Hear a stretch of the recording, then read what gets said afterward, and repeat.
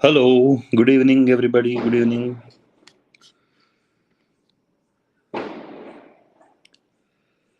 Okay, Good evening, everybody. Good evening. we are live now. We will continue reading the book from where we left off. Okay, just a moment. Just a moment. Hold on.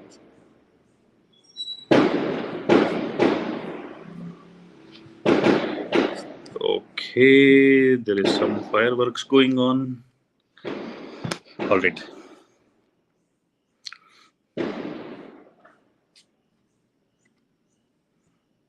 right. So we will start. We will start reading and continue from where we had left off.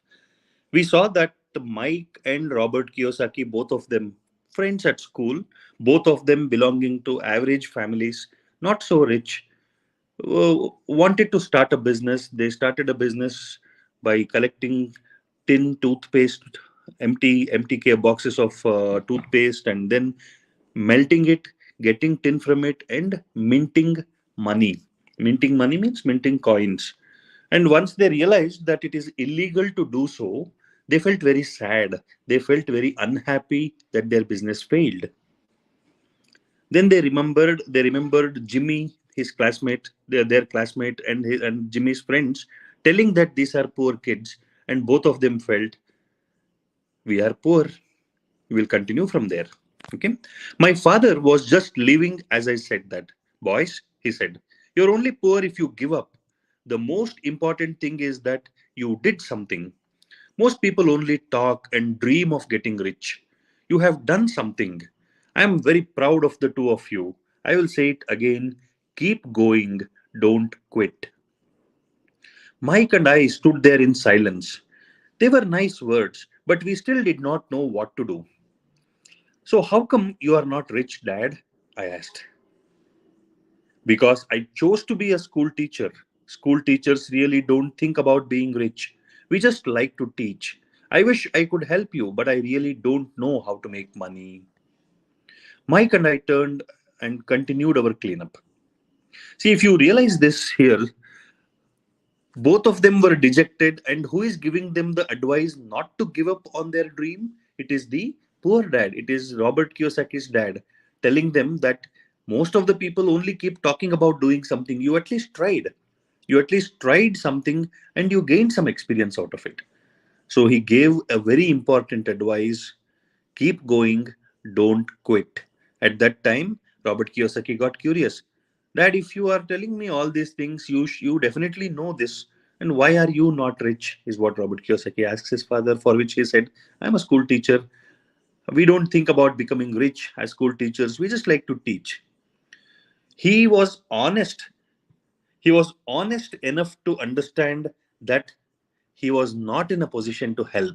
And he told both these boys, Robert Kiyosaki and Mike, that I want to help you. I wish I could help you, but I don't know how to make money. That was an honest reply. Instead of giving some advice, he was honest in accepting that he does not know how to make money. Mike and I turned and continued our cleanup. I know, said my dad. If you boys want to learn how to be rich, don't ask me. Talk to your dad, Mike. My dad? Asked Mike with a scrunched up face. Yeah, your dad, repeated my dad with a smile. Your dad and I have the same banker, and he raves about your father.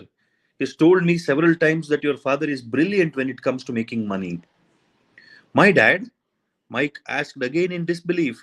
Then how come we don't have a nice car and a nice house like the rich kids at school? A nice car and a nice house don't necessarily mean you are rich or you know how to make money, my dad replied. Jimmy's dad works for the sugar plantation. He is not much different from me. He works for a company and I work for the government. The company buys the car for him. The sugar company is in financial trouble and Jimmy's dad may soon have nothing. Your dad is different, Mike. He seems to be building an empire and I suspect in a few years um, he will be a very rich man. With that, Mike and I got excited again. With new vigor, we began cleaning up the mess caused by our new defunct first business. As we were cleaning, we made plans for how and when to talk to Mike's dad. The problem was that Mike's dad worked long hours and often did not come home until late. His father owned warehouses, a construction company, a chain of stores, and three restaurants. It was the restaurants that kept him out late. Notice something here. Robert's dad was very educated. He understood that he did not know how to make money. He is giving advice to both of them to go and talk to Mike's dad. Mike's dad is also not rich at this point of time. But Robert's dad, Robert's father, was clear in his understanding that Mike's dad is building businesses. He seems to be building an empire. Even though he doesn't have much money right now, Robert's dad told them that I suspect that in a few years, Mike's dad will be very rich. Why? He took the example of Jimmy's dad who worked for a company, sugar plantation. The company gave him the car, the company gave him the big house, and if the company gets into trouble, all that car and the big house that the company gave Jimmy's father will be taken back, and Jimmy's father might not have anything left. So, Mike's father, who is building his own businesses, will continue to work and become rich, is what Robert's dad told. Mike caught the bus home after we had finished cleaning up. He was going to talk to his dad when he got home that night and asked him if he would teach us how to become rich. Mike promised to call as soon as he had talked to his dad, even if it was late. The phone rang at 8:30 p.m. Okay, I said. Next Saturday, I put the phone down. Mike's dad had agreed to meet with us. On Saturday, I caught the 7:30 a.m. bus to the poor side of town. The lessons begin. Mike and I met with his dad that morning at 8 o'clock. He was already busy, having been at work for more than an hour. His construction supervisor was just leaving in his pickup truck as I walked up to his simple, small, and tidy home. Mike met me at the door. Dad's on the phone, and he said to wait on the back porch. Mike said as he opened the door. If you notice here, Robert reached Mike's house at 8 o'clock, and Mike's dad had already started working, and he had completed more than 1 hour of work. So that's what entrepreneurs do. That's what people who build businesses do. They don't begin their day late. They start early, they work late. There is no morning and night, there is no day and night, there is no working days, weekends, nothing. It is work that matters, and they build one step at a time, and they give everything that they have to build their empire, their business empire. The old wooden floor creaked as I stepped across the threshold of the aging house. There was a cheap mat just inside the door. The mat was there to hide the years of wear from countless footsteps that the floor had supported. Although clean, it needed to be replaced. I felt claustrophobic as I entered the narrow living room that was filled with old, musty, overstuffed furniture that today would be collector's items. Sitting on the couch were two women, both a little older than my mom. Across from the women sat a man in clothes. He wore khaki slacks and a khaki shirt, neatly pressed but without stretch, and polished work boots. He was about 10 years older than my dad. They smiled as Mike and I walked past them towards the back porch. I smiled back shyly. Who are those people? I asked. Oh, they work for my dad. The older man runs his warehouses, and the women are the managers of the restaurants. And as you arrived, you saw the construction supervisor who is working on a road project about 50 miles from here. His other supervisor, who is building a track of houses, left before you got here. Does this go on all the time? I asked. Not always, but quite often, said Mike, smiling as he pulled up a chair to sit down next to me. I asked my dad if he would teach us to make money, Mike said. Oh, and what did he say to that? I asked with cautious curiosity. Well, he had a funny look on his face at first, and then he said he would make us an offer. Oh, I said, rocking my chair back against the wall. I sat there perched on two rear legs of the chair. Mike did the same thing. Do you know what this offer is? I asked. No, but we will soon find out. Suddenly, Mike's dad burst through the rickety screen door and onto the porch. Mike and I jumped to our feet, not out of respect, but because we were startled. See, pay attention to something here. Robert enters Mike's house and he sees an old house, broken wood, old furniture, not so neat floors. Though it was neat, it had broken and it needed repair. So Mike's dad, clearly from this description, was not rich at the time Robert met him. In spite of that, people around him were talking about this person will becoming rich in the future. That is because he was doing the right things on a daily basis. Doing the right things on a day to day basis is what keeps us moving towards our dreams, and not doing some big thing once in a lifetime. The big things happen with multiple small things being done on a day to day basis, on a daily basis. Now, Mike's father has entered into the room, and both of them were startled because he entered so suddenly. Ready, boys? He asked as he pulled up a chair to sit down with us. We nodded our heads as we pulled our chairs away from the wall to sit in front of him. He was a big man, about 6 feet tall and 200 pounds. My dad was taller, about the same weight, and 5 years older than Mike's dad. They sort of looked alike, though not of the same ethnic makeup. Maybe their energy was similar. Mike says you want to learn to make money. Is that correct, Robert?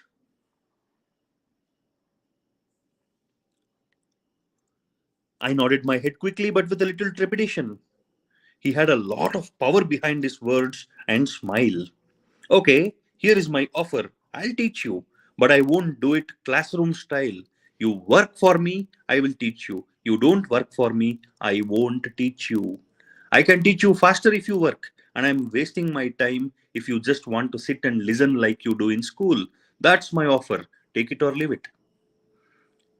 See the offer? Robert wanted to learn how to become rich. He was expecting that somebody might be teaching him like they teach in school, like they teach in their classrooms.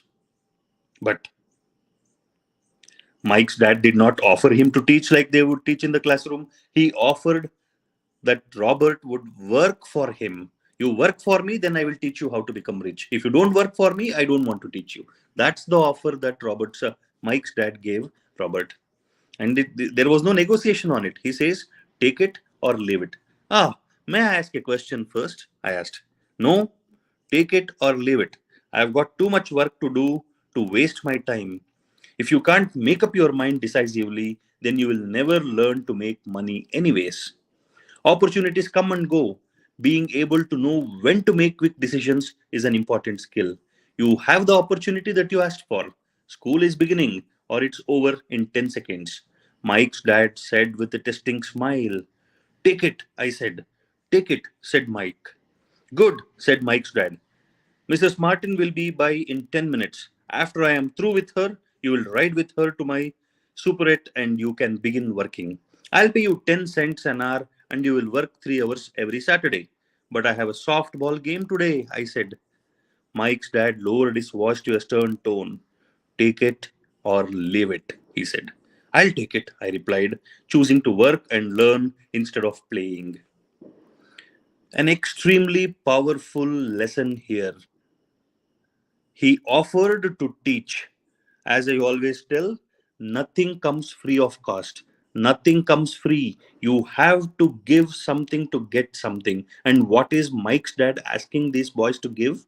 Mike's dad is telling to give him commitment. Commitment of working for 3 hours every Saturday. Robert tried to make an excuse. I have a softball game today. That was a Saturday. You remember? These boys have met Mike's dad on a Saturday. Mike's dad had gave him a warning tone. In a warning tone, he said, "You can take it or leave it. There is no negotiation. It's my offer. If you want it, take it. If you don't want it, leave it. Go play your football game." So now Robert and Mike have to compromise on their game to learn the life's lessons. Very important thing to do here is to prioritize. When to do what is the ability to prioritize. If you know what to give up for what, then you have the ability to choose the right things. That is what Robert and Mike were being tested by Mike's father. And what was the offer? 30 cents. 30 cents is 30% of a dollar, less than $1. 30 cents later, by 9 a.m. that day, Mike and I were working for Mrs. Martin. She was a kind and patient woman. She always said that Mike and I reminded her of her two grown sons. Although kind, she believed in hard work and kept us moving. We spent 3 hours taking canned goods off the shelves, brushing each can with a feather duster to get the dust off, and then restacking them neatly. It was excruciatingly boring work. Mike's dad, whom I call my rich dad, owned 9 of these little superettes, each with a large parking lot. They were the early versions of the 7-Eleven convenience stores, little neighborhood grocery stores where people bought items such as milk, bread, butter, and cigarettes. The problem was that this was Hawaii before air conditioning was widely used, and the stores could not close their doors because of the heat. On two sides of the store, the doors had to be wide open to the road and parking lot. Every time a car drove by or pulled into the parking lot, dust would swirl and settle in the store. We knew we had a job as long as there was no air conditioning. For 3 weeks, Mike and I reported to Mrs. Martin and worked out 3 hours. By noon, our work was over, and she dropped 3 little dimes in each of our hands. Now, even at the age of 9 in the mid 1950s, 30 cents was not too exciting. Comic books cost 10 cents back then, so I usually spent my money on comic books and went home. By Wednesday of the fourth week, I was ready to quit. I had agreed to work only because I wanted to learn to make money from Mike's dad, and now I was a slave for 10 cents an hour. On top of that, I had not seen Mike's dad since that first Saturday. I'm quitting, I told Mike at lunchtime. School was boring, and now I did not even have my Saturdays to look forward to. But it was the 30 cents that really got to me. This time, Mike smiled. What are you laughing at? I asked with anger and frustration. Dad said this would happen. He said to meet with him when you were ready to quit. What? I said indignantly. He's been waiting for me to get fed up. Sort of, Mike said. Dad's kind of different. He doesn't teach like your dad. Your mom and dad lecture a lot. My dad is quiet and a man of few words. You just wait till this Saturday. I'll tell him you're ready. You mean I've been set up? No, not really, but maybe Dad will explain on Saturday. So what happened? It was a boring job. My Robert did not enjoy doing it. His job was to pick up the items from the shelves, clean it up, keep it back. And the way the store was positioned, dust would keep coming in. So his job continued for 3 hours, cleaning up and keeping back in the rack, stacking the goods back in the rack. So, doing this boring job for 3 weeks, Robert got fed up. He wanted to become rich. He wanted to learn how to make money.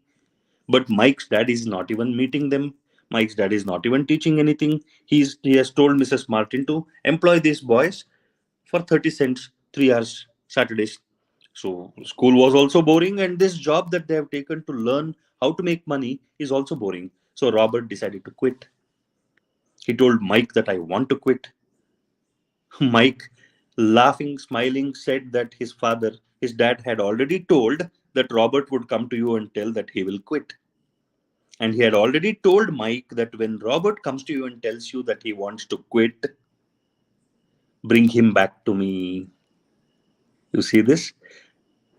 Mike's dad already had estimated that Robert will say that I will quit one day, and he wanted to speak to Robert when he was ready to quit this job. But Mike's dad will not meet him immediately. Mike's dad told these boys have to wait till the next Saturday to meet Mike's dad. So what will happen when they meet him? We'll see. Waiting in line on Saturday, I was ready to face Mike's dad. Even my real dad was angry with him. My real dad, the one I call the poor one, thought that my rich dad was violating child labor laws and should be investigated. His father, Robert's father, wanted Mike's father to be uh, investigated for using children for job, violating the child labor laws. So even the father of Robert wanted Robert to quit this job, and Robert himself wanted to quit the job. He was ready to face Mike's dad and confront him. My educated poor dad told me to demand what I deserve, at least 25 cents an hour. My poor dad told me that if I did not get a raise, I was to quit immediately. You don't need that damn job anyway, said my poor dad with indignation. At 8 o'clock Saturday morning, I walked through the door of Mike's house when Mike's dad opened it. Take a seat and wait in line, he said as I entered. He turned and disappeared into his little office next to a bedroom. I looked around the room and didn't see Mike anywhere. Feeling awkward, I cautiously sat down next to the same two women who were there 4 weeks earlier. They smiled and slid down the couch to make room for me. 45 minutes went by and I was steaming, angry. The two women had met with him and left 30 minutes earlier. An older gentleman was in there for 20 minutes and was also gone. The house was empty, and here I sat in a musty, dark living room on a beautiful sunny Hawaiian day, waiting to talk to a cheapskate who exploited children. See, Robert was so angry. He's even calling Mike's dad a cheapskate, a cheap person who was exploiting children. Now, for him, the outside world looked very beautiful, a beautiful sunny Hawaiian day. Robert felt that why am I wasting time sitting here waiting for this cheap fellow who is exploiting children? I could hear him rustling around the office, talking on the phone and ignoring me. I was ready to walk out, but for some reason, I stayed. Finally, 15 minutes later, at exactly 9 o'clock, Rich Dad walked out of his office, said nothing, and signaled with his hand for me to enter. I understand you want a raise or you are going to quit, Rich Dad said as he swiveled in his office chair. Well, you are not keeping your end of the bargain, I blurted out, nearly in tears. I was really frightened. It was really frightening for me to confront a grown up. You said that you'd teach me if I worked for you. Well, I have worked for you. I have worked hard. I have given up my baseball games to work for you, but you haven't kept your word and you haven't taught me anything. You are a crook like everyone in town thinks you are. You are greedy. You want all the money and don't take care of your employees. You made me wait and don't show me any respect. I am only a little boy, but I deserve to be treated better. Rich Dad rocked back in his swivel chair, hands up to his chin, and stared at me. Not bad, he said. In less than a month, you sound like most of my employees. What? I asked. Not understanding what he was saying, I continued with my grievance. I thought you were going to keep your end of the bargain and teach me. Instead, you want to torture me. That's cruel. That's really cruel. I'm teaching you, Rich Dad said quietly. What have you taught me? Nothing, I said angrily. You haven't even talked to me once since I agreed to work for peanuts. 10 cents an hour? Ha! I should notify the government about you. We have child labor laws. My dad works for the government. Wow, said Rich Dad. Now you sound just like most of the people who used to work for me. People I have either fired or who have quit. So, what do you have to say? I demanded, feeling pretty brave for a little kid. You lied to me, I've worked for you, and you have not kept your word. You haven't taught me anything. Look at the anger Robert has in his voice and in his words. He is bravely, without any fear, confronting Mike's dad. He's just venting out his anger, he is just putting out all his frustration, uh, demanding an answer from Mike's dad. Let's see what the situation will turn out to be. How do you know that I have not taught you anything? Asked Rich Dad calmly. Well, you have never talked to me. I have worked for 3 weeks and you have not taught me anything, I said with a pout. Does teaching mean talking or a lecture? Rich Dad asked. Well, yes, I replied. That's how they teach you in school, he said, smiling. But that is not how life teaches you. And I would say that life is the best teacher of all. Most of the time, life does not talk to you. It just sort of pushes you around. Each push is life saving, saying, wake up. There is something I want you to learn. Did you pay attention to what Mike's dad told him? Lectures are given in school. Your teachers will give you lectures about what to learn, but life will not give you any lecture. Life will just push you into situations. Life will just push and pull you around. And every time life gives you a push, life is telling you, Wake up, there is something I want you to learn. In every situation, in every problem, in every difficulty that we face, in every challenge that we face, in every difficult situation, life is giving us an opportunity to learn. How many people learn? How many of us learn when life gives us an opportunity to learn in difficult times? Most of the people complain, most of the people just crib about the situation they are in, about the problems that they have. But what is life telling us? Life is telling us, wake up. There is something I want you to learn. But Robert was a small boy at that time. He thought, what is this man talking about? I asked myself silently. Life pushing me around, was life talking to me? Now I knew I had to quit my job. I was talking to someone who needed to be locked up. Robert did not understand this. He just got even more angrier. He was thinking to himself that this fellow should be put in jail. He had to be locked up. He is not making any sense. If you learn life's lessons, you will do well. If not, life will just continue to push you around. People do two things. Some just let life push them around, others get angry and push back. But they push back against their boss or their job or their husband or wife. They do not know it's life that's pushing. I had no idea what he was talking about. Life pushes all of us around. Some people give up and others fight. A few learn the lessons and move on. They welcome life pushing them around. To these few people, it means they need and want to learn something. They learn and move on. Most quit, and a few like you fight. Very important message, very important words that needs to be paid attention to. I will read it again. Pay attention to it and try to understand what you can make out of it. If you learn life's lessons, you will do well. If not, life will just continue to push you around. People do two things. Some just let life push them around, others get angry and push back. But they push back against their boss or their job or their husband or wife. They do not know it's life that's pushing.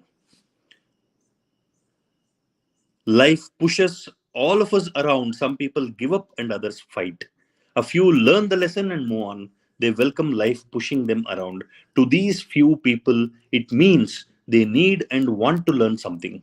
They learn and move on. Most quit, and a few like you fight. Think of a situation in school. You have not scored well, your marks is not good, you are not able to understand what is being taught. You are not able to put in enough time to learn. So your marks goes down again and you get scoldings from your parents, you get scoldings from the teachers, you feel low with your friends, amongst your friends, and all that is happening. You feel angry. Life is pushing you around in the sense that you are not getting enough marks that you should have got or you thought you should get, or what your parents are expecting, what your teachers feel you should do. All that is not happening and you are getting angry. And when you get angry, the anger should translate into understanding and finding out what should I do to improve my grades, what should I do to understand better, where should I improve upon in my ability to understand, how should I write the answers, all this. So those people who will fight to find and learn something out of every situation will learn and move on to the next levels in life. But most of the people quit. Most of the people quit. Quitting is definite losing. You don't lose when you fall, you don't lose when you get hurt, you don't lose when you fail, but you lose when you quit. Very, very important lesson. I think with this lesson, we should stop the day's uh, reading, because I want all of you to pay attention to this one thought, this one idea, this one lesson that Mike's dad gave Robert, and understand, think over this, sleep over this, and get the lesson very clear in your mind. You might be down, you might be out, you might be tired, you might be defeated, you might be angry, you might be sad. No matter what, get up and continue to fight. Get up and continue to work. Get up and continue to live. Don't give up. Don't quit. The day you give up, the day you quit, that is the day you lose. The day you fail is not the day you lose. When you fail, you get angry. When you fail, you get sad. You have to just pull yourselves up, stand up, and fight again. Keep fighting for as long as it requires to fight. Keep fighting till the last day of your life, and that will keep giving you lessons, and that will keep making you better and better and better and better every day, and that will keep pushing you upwards and upwards in life, and that will give you success in all domains. So, the lesson to sleep on today, tonight, with the lesson that Mike's dad gave Robert is do not quit, keep fighting. Do not quit, keep fighting. Do not quit, keep fighting. What Mike's dad told Robert further, we will continue reading and analyzing it tomorrow. We will end the stream for the day and we will meet again tomorrow. What is it that you have to tell yourself? Get up and fight. Get up and fight. Get up and fight. As long as there is the last breath in life, we will continue to fight and learn and become better. Never give up. Never give up on your dreams. Never give up on your efforts. So, with this, we will end the stream for the day. See you all. Good night and see you tomorrow at the same time, 10 o'clock. Good night.